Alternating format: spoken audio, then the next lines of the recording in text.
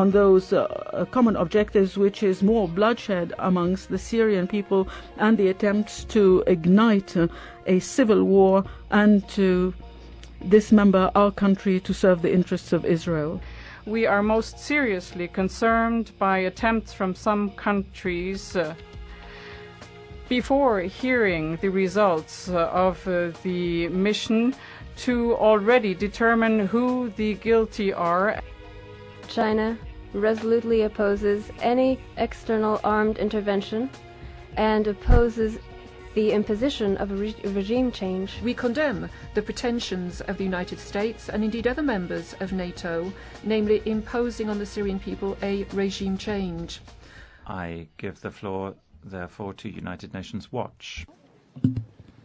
Thank you, Madam President. My name is Hadeel Kouki, and I am a 20-year-old exile from Syria. I was arrested 3 times for distributing pro-democracy leaflets and bringing medical supplies at my university in Aleppo. I was thrown in jail for 52 days, where I was badly tortured, and today I still have signs of torture on my body. The massacre in Al-Hawla was clearly an act of the Assad regime. The village where some 130 people were brutally murdered has been known from the beginning of the revolution as one of the most vibrant centers in the struggle for a free and democratic Syria. I personally knew some of the people who were murdered. Fatima, only 25 years old, was my friend at Aleppo University. She and her 2 infant daughters were found decapitated in their house in Al-Hawla. Her son's body was found with his arms and legs cut off.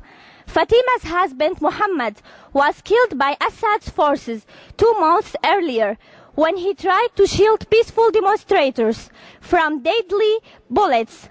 This is further proof that the people of Al-Hawla were massacred for their opposition to Assad regime.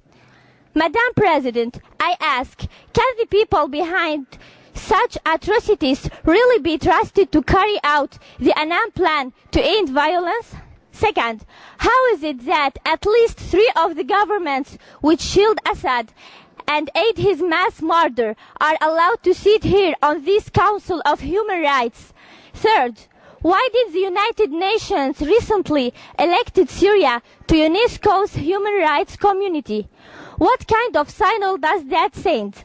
Madam President, I wish to thank those friendly governments that have provided vital aid to me and many other victims, but as we speak, my people are being killed. The time to act is now. Thank you, Madam President.